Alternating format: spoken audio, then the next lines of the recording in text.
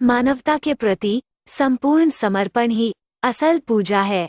निर्मल जैन। हम जानते हैं, अस्पताल दुर्घटना रोकने के लिए नहीं बनाए जाते, वहाँ पीड़ितों का उपचार किया जाता है।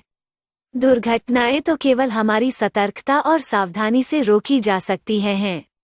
लेकिन आहत मन और मन के विकारों का इलाज इससे होने वाली दुर्घटनाओं से पहले ही किया जा सकता है। ऐसे अद्भुत चिकित्सा स्थलों को नाम दिया गया है प्रार्थना गृह, इबादत गाह, पूजा स्थल। इन सब का एक ही चिकित्सक है ईश्वर। ईश्वर का कोई रूप नहीं होता। यह अनाम और अरूप सत्ता मनुष्य की पकड़ में नहीं आती। नाम भी हमने अपनी सुविधा के लिए उसे दे रखा है और उसे आकृतियों में बांध रखा है। ईश्वर कोई प्रोडक्ट या मिथक नहीं है। सदियों से हम ईश्वर से अंध आस्थाओं और मिथकों के सहारे जुड़े हुए हैं। वो तो पवित्र, सरल और दिव्य भाव से प्रेम करने वालों के करीब खुद ही आ जाता है। अग्नि से मरमाहट, बर्फ से ठंडक और गुलाब से सुगंध, वृक्ष से छांव, चांदनी से शीतलता, धूप से ताप बिना मांगे बस समीप जाने से ही मिल जाती हैं। वैसे ही यहाँ का चिकित्सक बिना स्पर्श किए, बिना कुछ पूछे, बिना कोई फीस लिए हमारी दुविधाओं को समझ लेता है और अपनी अलौकिक औषधियों से उनका शमन भी कर देता है। बस हमारी ओर से उसे चाहिए पूर्ण समर्पण और हमारी नज़दीकियाँ। सकारात्मक ऊर्जा प्राप्त करने की इच्छा से ही ईश्वर के पास जाना चाहिए, भौतिक कामनाओं की पूर्ति के लिए नहीं। प्रहलाद ने भगवान से मांगा है, प्रभु मैं यह मांगता हूँ कि मेरी मांगने की इच्छा ही खत्म हो जाए। गोस्वामी तुलसीदास पी ने श्रीरामचरितमानस में कहा है कि जाहि न चाहिए कबहु कछु, तुम संग सहज स्नेह बसह निरंतर तासु उर, सो राउर निज गेह।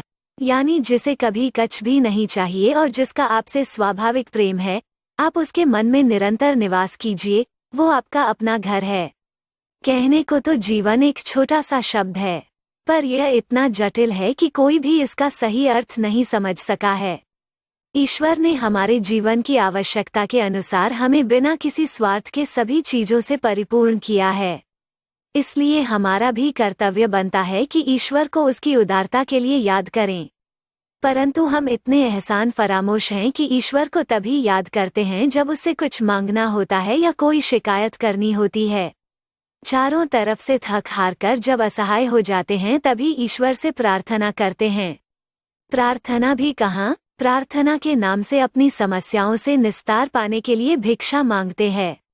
दरअसल हम अपनी महत्वाकांक्षाओं की मृग तृष्णा में पागल होकर अनदेखे अनजाने मार्गों पर सुख और शांति की तलाश में भटकते रहते हैं।